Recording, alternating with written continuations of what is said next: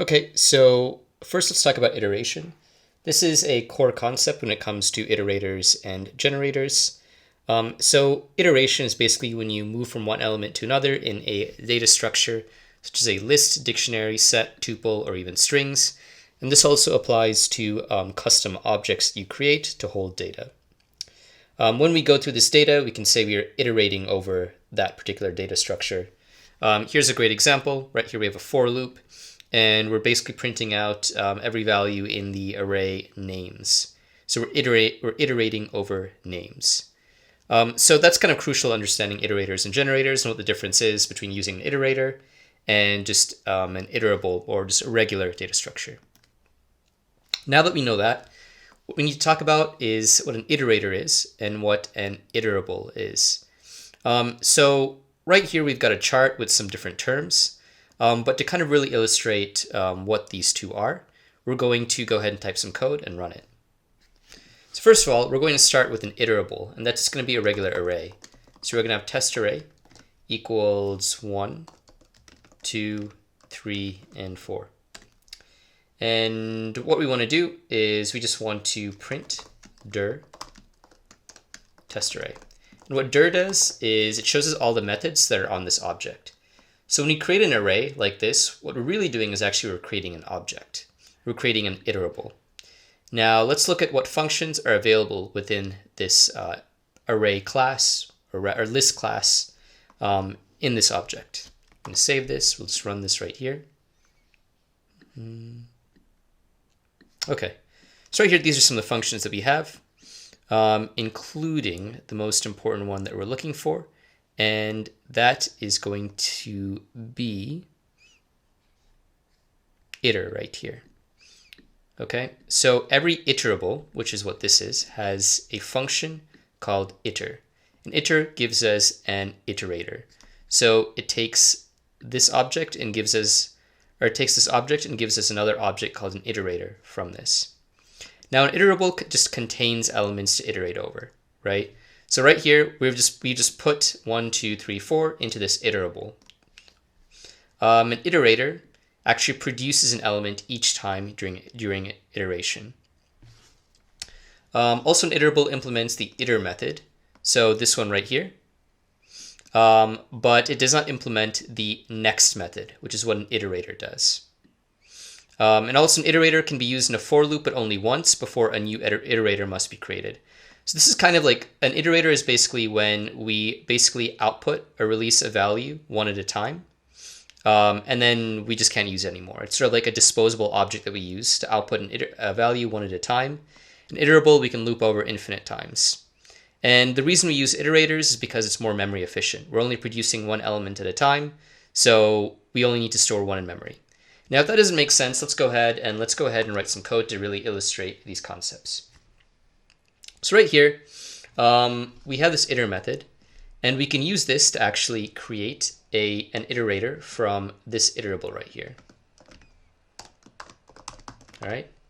So let's go ahead and let us go ahead and say test array iterator equals iter, then test array. So this is one way Python actually executes this function. Alternatively, just to make it more simple, we can use test array dot iter.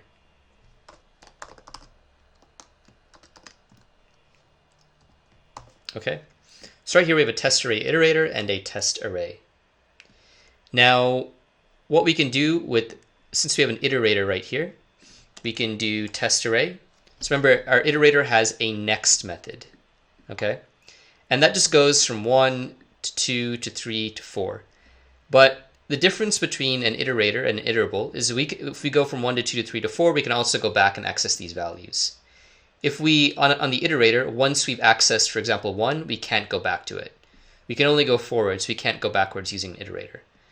So we basically release a value one at a time. We're basically producing it. And once we've done that, it's gone.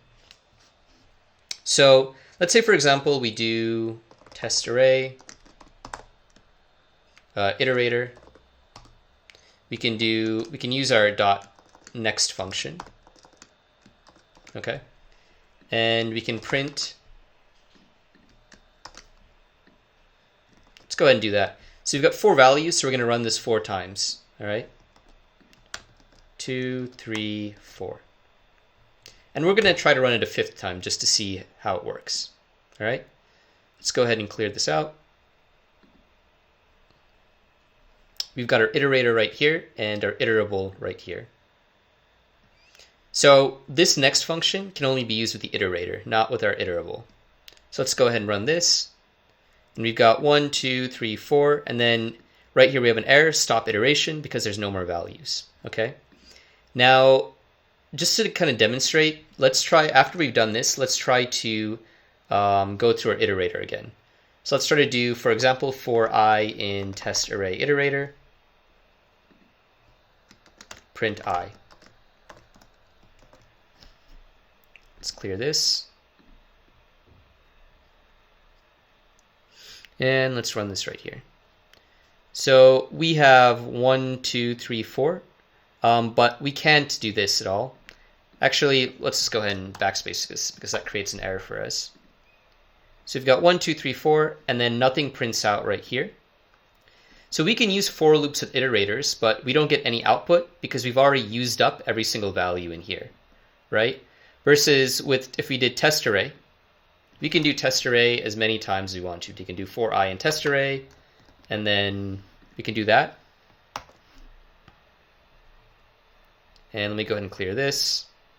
And so we've got 1, 2, 3, 4 right here, and that's corresponding to these right here.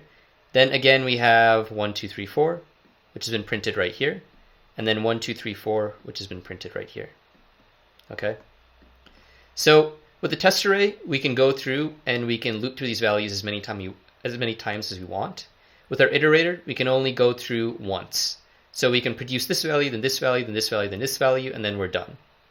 And again, the reason we do that is because with an iterator, because we're going through each value and producing it once, we only need to store that individual value in memory. Versus when we're using this test array, for example, if we want to loop through here, we need to store this entire value in memory. So that's why iterators are used, because they're more memory efficient. And like with 4 elements, it maybe doesn't make that much of a difference, but think about if you have 100,000 or 5 million. All right.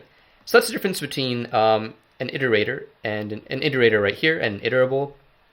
So again, this next function right here that we've used right here, this doesn't work with test array. So let's go ahead and let's just erase all this and let's try test array dot next and print and just print. And we'll kind of get rid of this. So see, that doesn't work because there's no next right here. However, if we do test array equals, we can equals test array dot iter, and then we print out iterator. Oh, let's just do that.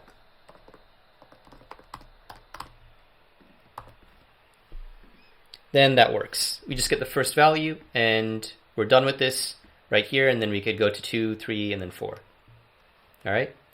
So just to recap, an iterator produces one element at a time during iteration, storing only that element in memory, versus an iterable basically stores all of them in memory and then goes and then loops over them, iterates over them.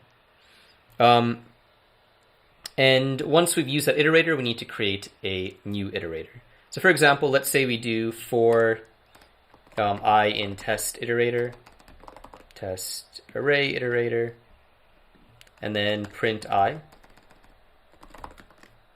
If we want to use another iterator, we need to create one. Again, we need to say test array 2, and then we can do for I in test array iterator 2, print I. Okay, and that'll work just fine. 1, 2, 3, 4, 1, 2, 3, 4, but then these have been emptied out. So all iterators are iterables because they contain the iter method, but all iterables are not iterators because they generally don't have the next method. That's what's the difference between an iterable or between an iterator and an iterable. And in terms of performance, the key difference, as we've said multiple times, is memory efficiency. This goes one at a time. This stores everything in that particular object in memory.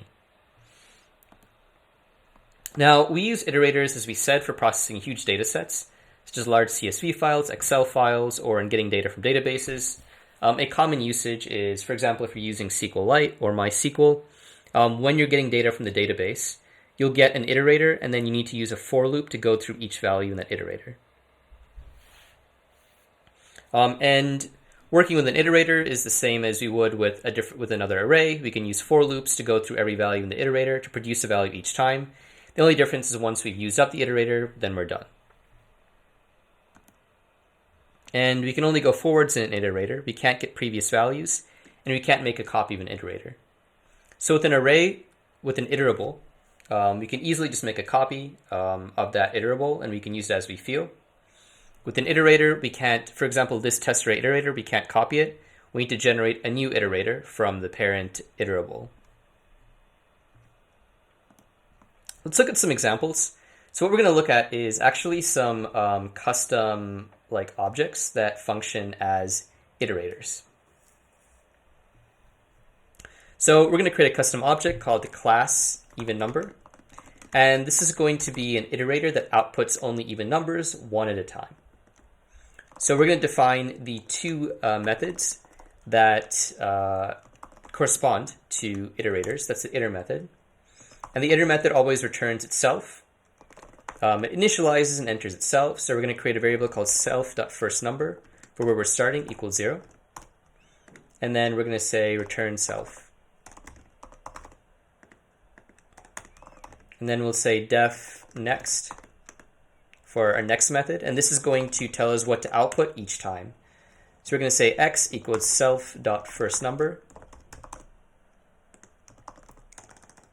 Self.firstNumber plus or equal to give us a new even number each time, then return x. So you can see the next value, it isn't like a loop, or it isn't like an array, for example, where you have all of your values to begin with. You've got all of the possible even numbers to begin with.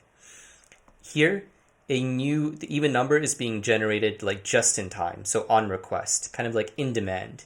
You can think of an iterator as in demand versus an iterable is just everything there for you. So I guess maybe an iterable would be like a buffet, and an iterator would be just getting your meal one at a time, like a regular restaurant.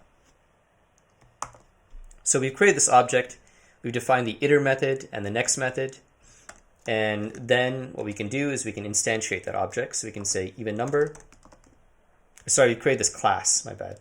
And we can instantiate this class to get our object. So we can say even number equals even number. And we'll go ahead and save that. We'll put this down here. And then we can say for I, well, let's just go ahead and say print even number dot next. Now, alternatively, actually Python gives us a function. So instead of doing this each time, we can just do next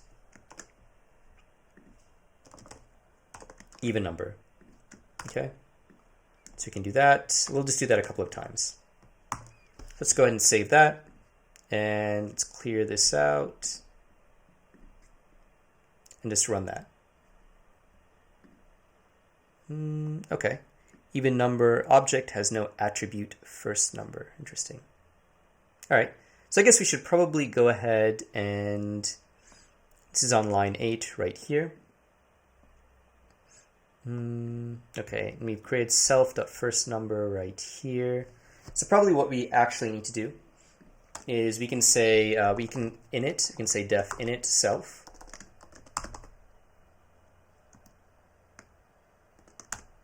Then self.firstNumber equals 0. Let's just make sure that is what we need to do. We've got self.firstNumber right here. So our error is in 8.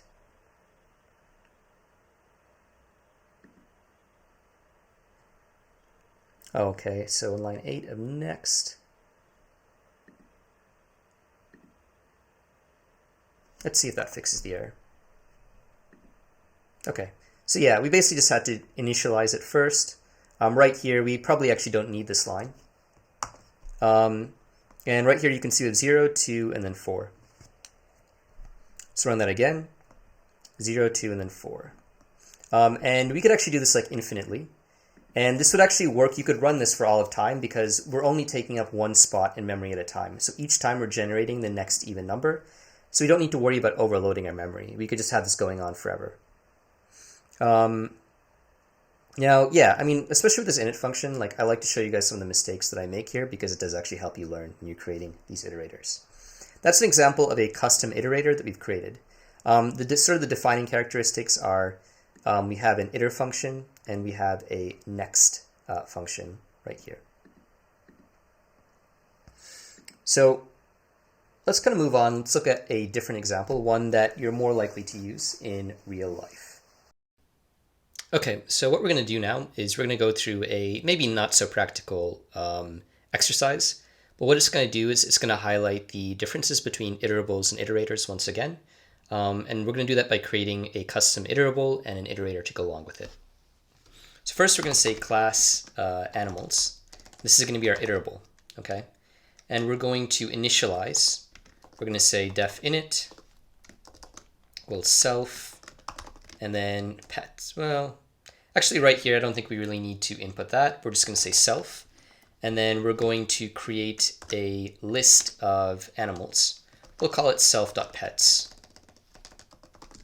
And this is going to be the data that our iterable holds. So we'll say self.pets equals, let's say, dog, cat, and then sheep. Although I guess sheep isn't really a pet. So we'll just say parrot. We're also going to create a len method.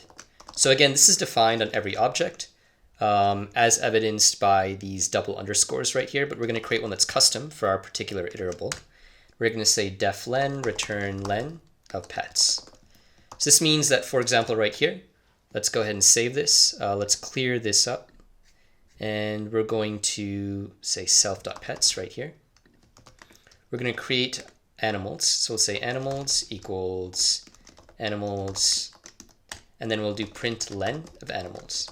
So normally if you run this on an object, you're not going to get anything. But we defined a custom len method to go along with this, which you normally use with lists. And so here we're going to get 3. Okay.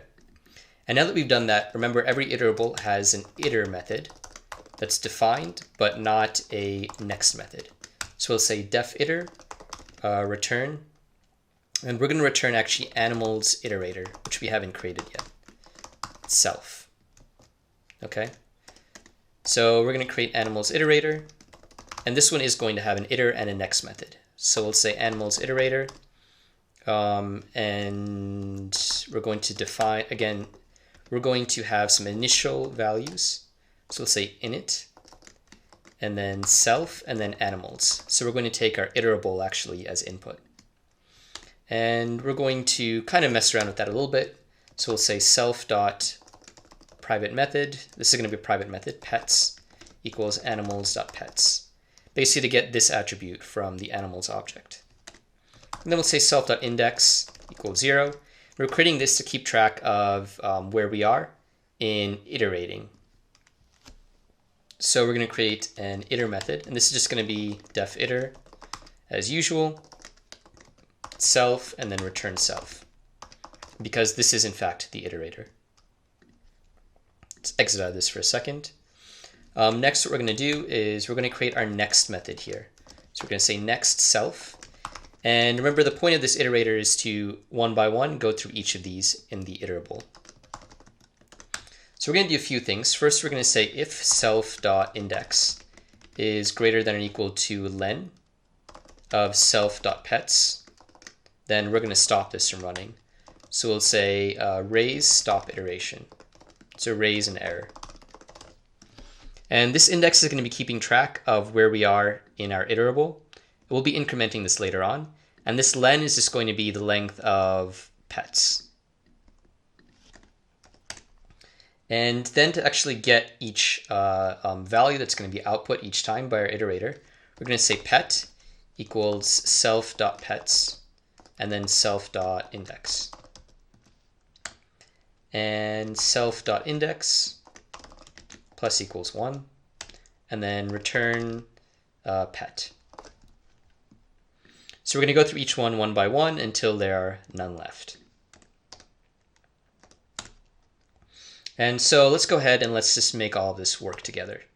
So we're going to create animals. We're going to say animals equals animals.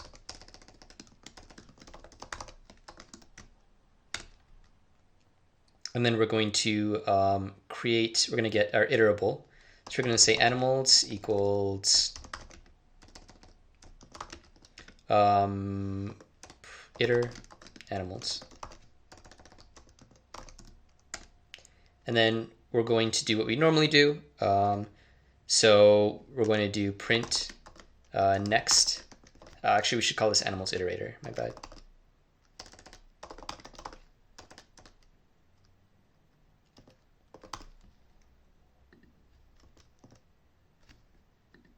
And we've got 3 elements, so we can do this 3 times. So we'll go in and, okay. So first of all, I just want to say that this example is kind of contrived because we're already putting this into memory here. In reality, in our next function, in a proper iterator, we might be getting a value from a CSV file each time or from the database each time, which would actually kind of highlight the efficiency. But this is just an example of conceptually how it works. So let's go ahead and run this. And okay, we've got that one right there. It's got to be animals, the object that we actually created.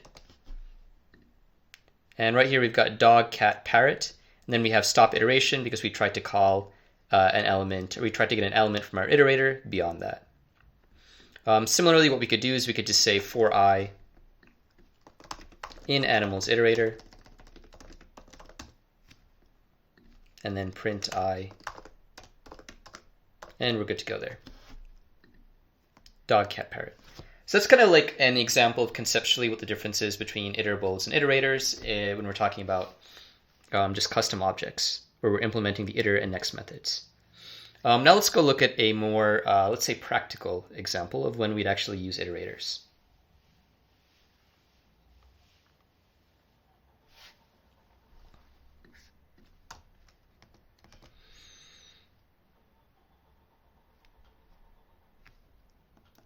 Okay, so what we've got right here is we're going to model a pandemic with an iterator.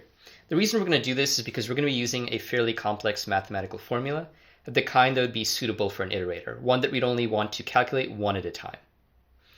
Let's imagine for a second that coronavirus started with 3 initial patient zeros. So the first patients, symbolized by N0.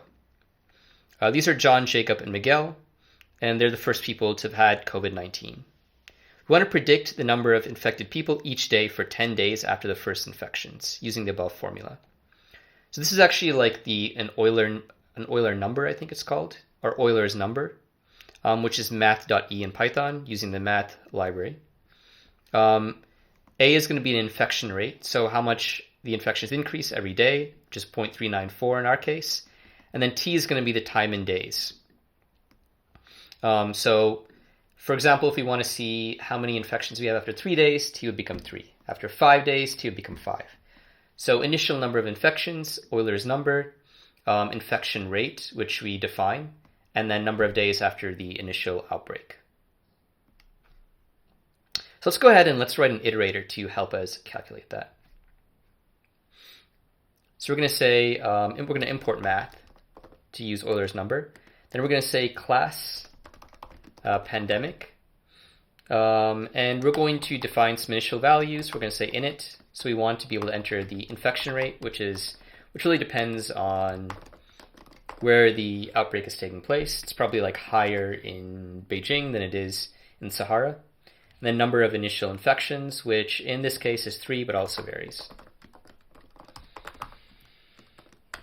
And we're going to say self.infection rate.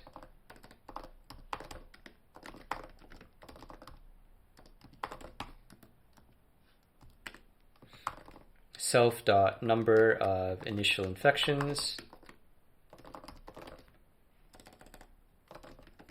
equals number of initial infections, and then self.pandemic day. So this means we're starting out with our iterator on the first day of the pandemic, day 0.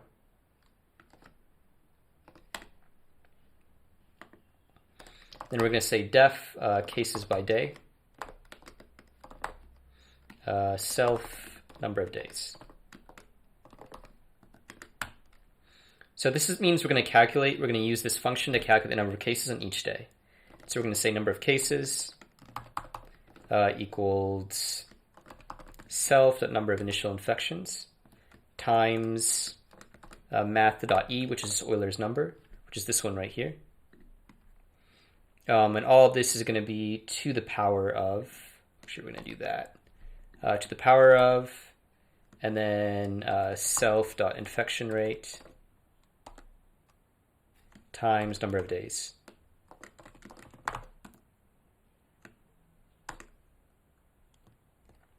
So that's basically just mimicking this formula right here. Return number of cases.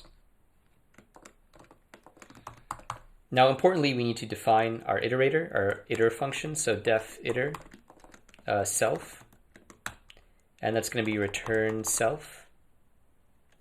And then def next self. And right here, we're going to say current cases equals self.cases by day, and then self.pandemic day. And then, so this is going to give us, so every time we run the next function, we're going to get the amount of cases for each day. Plus equals 1, and then return current cases. So let's go ahead, and this is actually going to be a bit simpler because we're not really working, I mean, this is technically an iterable, but we're not necessarily working with an iterable like we were in the last case. So we'll just say pandemic equals pandemic. And then we can just say print next pandemic. We'll just print that out 3 times. Probably run into some errors here, but that's okay. Let's go ahead and give this a try. Okay, we had to enter some initial values. So the initial infection rate was 0.394. And then we had 3 cases to start out with. Let's clear this. So these are this is for day 0, day 1, and then day 2. If we wanted to, we could actually have this just go on for pretty much forever. In pandemic. And then print I. And we got it. We actually just stopped because the result was too large. So this is actually how far we got, like pretty quickly. And we were actually able to get this far because of the fact that we were only releasing them one at a time until for the data type, the result just got too large. And we got an overflow error right here. So cool. Okay. So that's an example of how, for example, we could get to some really, really high values really quickly by using iterators, because all the data that we want to use is not being stored in an array. We're just generating one by one, like how many cases there are per day. Now that we've done this, let's go through a fairly complicated task. I'd really encourage you, like this one would have been great for you to do by yourself as well, but I'd encourage you to read the task and then go through this one by yourself, and then you can look at the answers that we provided here.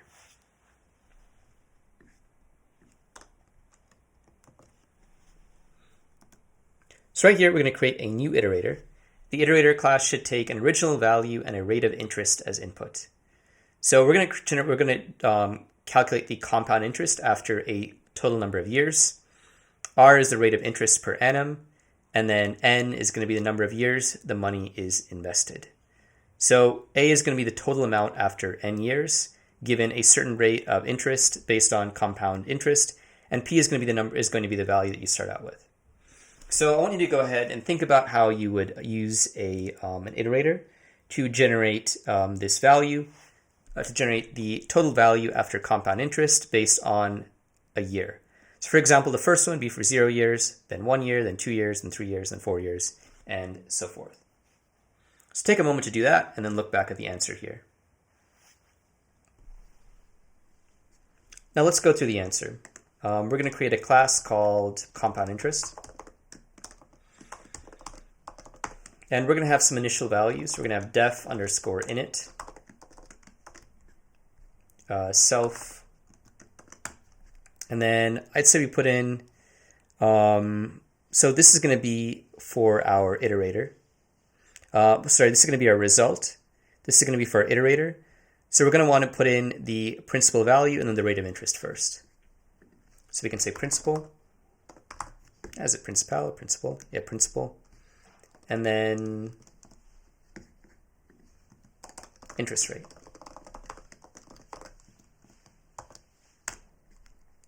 So I believe our rate of interest should be some sort of percentage. Or rather, it's out of 100. So actually, let's say that this should be a just a whole number. So like, for example, 25. That's a 25% interest rate. So let's say self.principal equals principal. And then self.interest rate equals interest rate. So now what we're going to do is we're going to say def total sum or total amount self,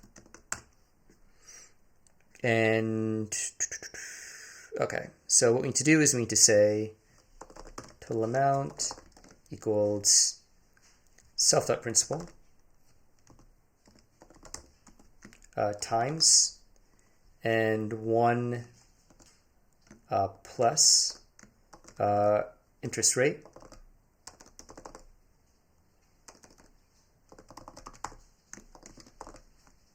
slash 100, or self.interest rate rather. And then we're going to put this all.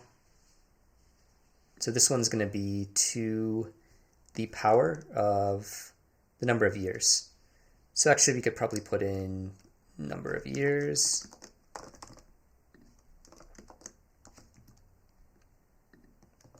So this one right here, to the power of the number of years. And we'll just return that.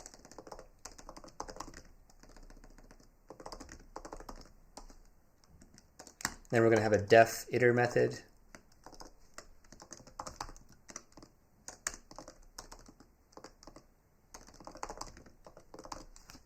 I return self. And we're going to have def next. And right here, we're just going to say, actually we need to actually have an initial variable right here. So self.current year equals 0. And then what we can do is we can say current amount equals, let's say get total amount. Get total amount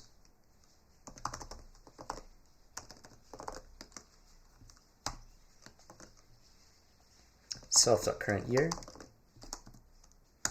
and we need to increment current year,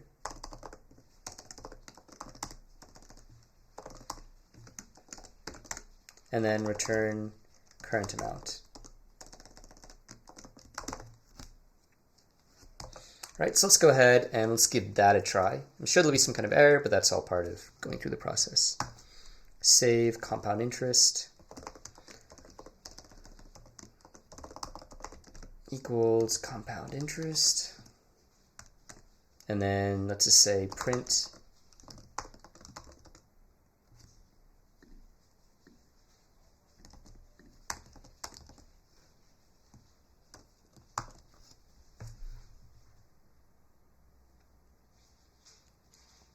okay, let's go ahead and give that a try. Okay, we forgot to put in the principal. Let's start out with $100 and the interest rate, so let's say 15. And this is what we've got right here for the starting from the beginning, and then second year, and then third year right here. Let's actually clear it. I'll run that a few more times.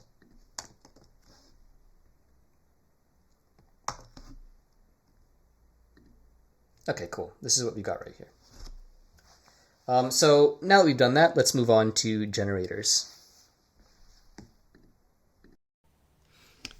All right, guys. So what I want to do is I want to talk about what a generator is. So a generator is a function. I mean, it's not a function, but it looks like a function, has a def, but it acts as an iterator. And instead of a return statement, it uses a yield statement to show the current state of a function, meaning the current value of specific variables in that function.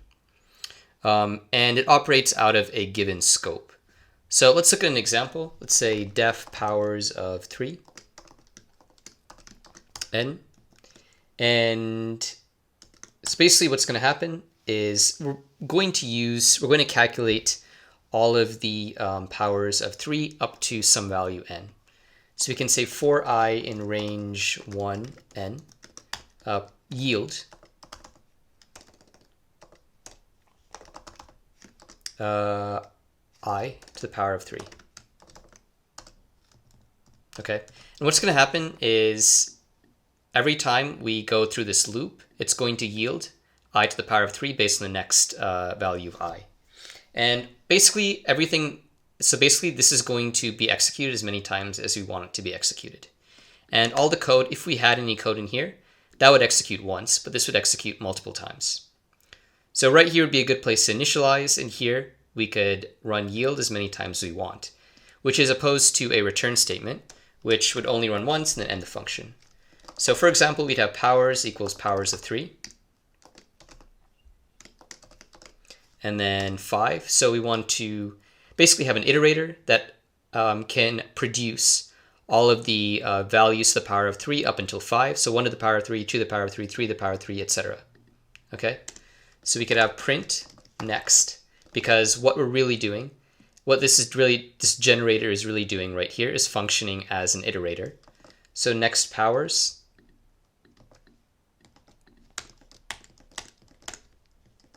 All right, let's go ahead and do that. Let's run that. Let me clear this up. And we have 1, 8, 7, or 1, 8, 27, 64. Actually, sorry, this is 1, 2, 3, and 4. So even if this is 5, this stops 1 before n. So that's why we have 4 values right here. And then we get a stop iteration because this 5th value isn't possible based on this loop. So that's how this works. We could also do optionally for I in powers and then print I. And we're just going to be printing this one out each time. So 1, 8, 27, 64. So this is acting basically as an iterator with the next getting each subsequent yield. Now, interestingly, we can have more than one yield. So let's say we have yield 1.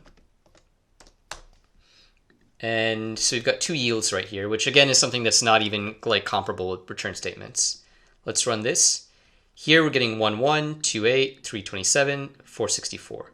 So for example, right here, if we had powers and we had powers, we had print next and then powers. How this would work is we would do this, and then it would print this yield and then this yield, and then go back in the loop. So if we do this, for example, and then run this, we get 1, 1, and then 2, 8. All right. So that's kind of how a generator works. Right in here, the yield is basically giving us our next value. Let's take a look at another example just to kind of solidify our understanding of how this works. So let's say we have def Fibonacci gen. So if you're not familiar with how Fibonacci sequences work, basically 0, 1, 1, 2, 3, 5, 8, 13. So 0 plus 1 is 1, 1 plus 1 is 2, 1 plus 2 is 3, 2 plus 3 is 5, and so forth. That's the Fibonacci sequence. What we can do is we can say trailing equals 0 and leading equals 1, corresponding to this one and this one to get the subsequent values in the Fibonacci sequence.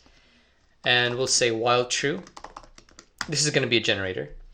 We'll say next trailing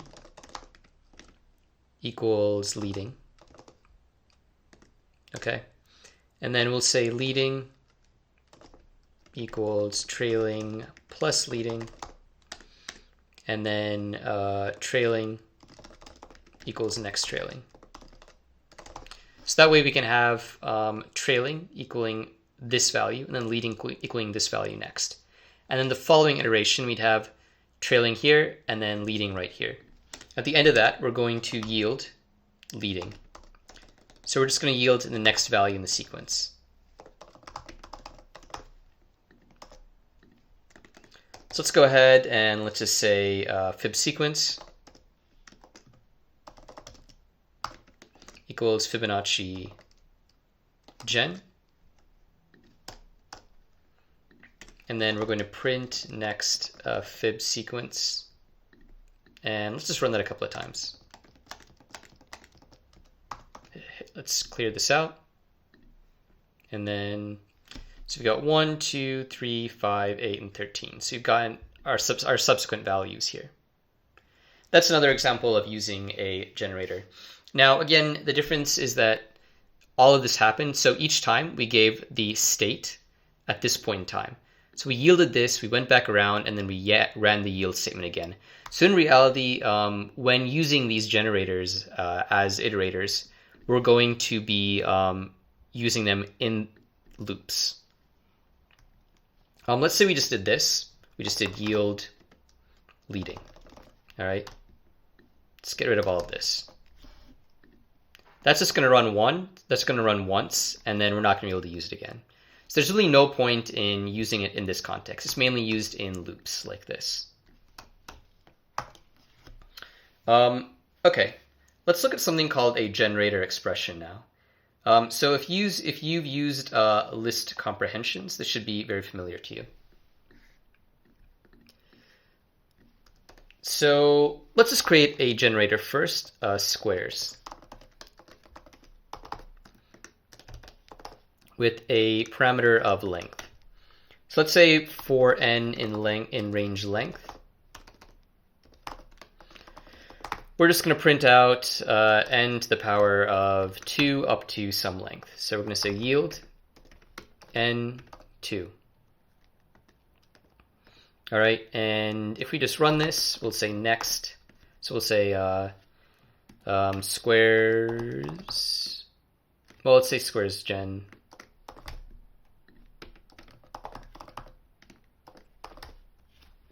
And then we can just print next squares and then do that over and over again.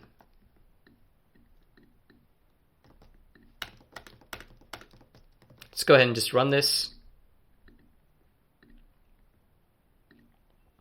Okay, we need an argument. So 5, let's say. All right, cool. So we got 0, 1, 4, 9, 16. So 1 to the power of 2, 2 to the power of 2, 3 to the power of 2, 4 to the power of 2. And actually starting with 0, so 0 to the power of 2. Now what we can do is we can use something called a generator expression to very easily replicate this. And again, it looks very similar to a list comprehension. So let's say we say squares equals n times 2, n to the power of 2 for n in range 5. Now the only difference from a list comprehension is that we have parentheses right here. This means that squares is going to be a generator. It's going to function as an iterator rather than just a simple list comprehension. So let's get rid of this. All right. And let's go ahead and run this. So this is going to be based on what we have right here. 0, 1, 4, 9, 16. We know this is going to run 5 times because you specified that right here as opposed to in the function. So this generator expression, it can be used. Basically, the syntax is the same as list comprehensions, except for the fact that we have parentheses instead of square brackets, like we would with list comprehensions. You can pretty much do whatever you want with this, based on what we learned before with list comprehensions. The difference being we're generating this value one at a time. We're producing it one at a time.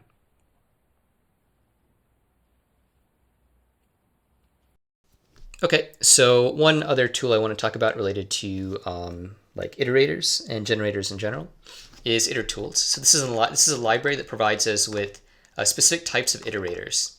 So it's called Iteratools, and it's included in Python. And we're just going to import two specific, these are most likely generators from Iteratools. So let's say we have, we want to count starting at 1 by 2 each time. So we'll create a variable called iterator equals count start equals 1, meaning we're starting at the number 1. And then we're counting by 2 each time. All right. So what we can do next is we can do print next iterator.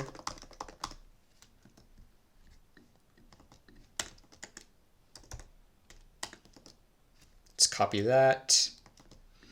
And then there we go. All right, so let's run that. Let's clear this up right here. So right here you can see we've got 1, 3, 5, 7, 9, 11, and that was produced each time by the iterator. Another example would be cycle, and that one is just going to cycle through whatever we put in here. So if you put A, B, C, D, it could be an array or it could be a string. This is going to go A, B, C, D, and then roll back around. So for example, we have A, B, C, D, A, B right here.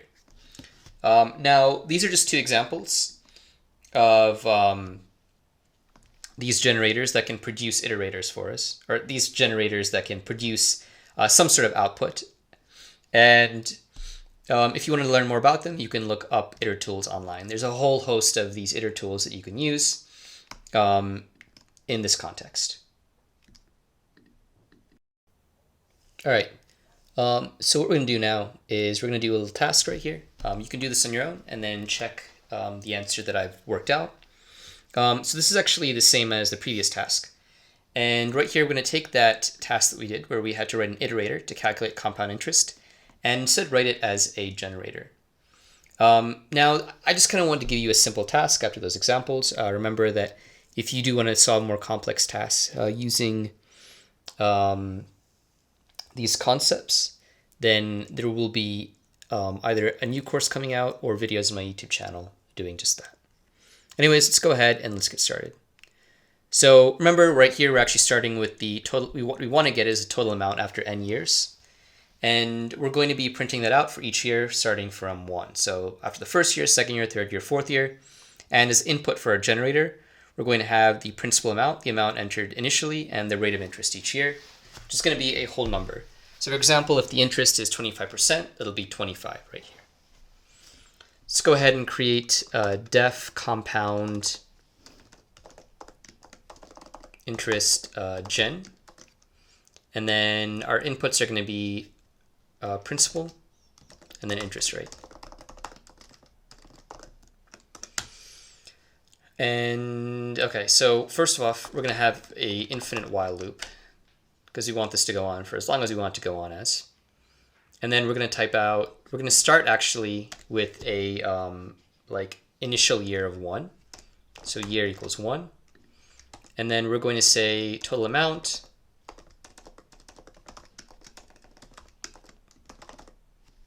let's clear this actually. Total amount equals, so we have principal. So principal times 1 plus interest rate slash 100. And it's going to be the power of year. And we'll actually put that all around like that. And we're going to add to year each time. And then we're going to yield total amount. Let's go ahead and try that out.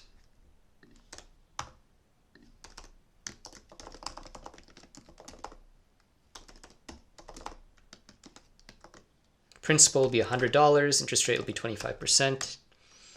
Print next C interest.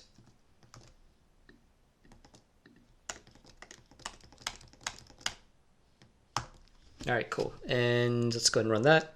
And here we've got our interest rate after every year. So 125, 156, 195, etc. And let's say we wanted to do that for the next 30 years. We could just do something like this, for I in range 1 to 30.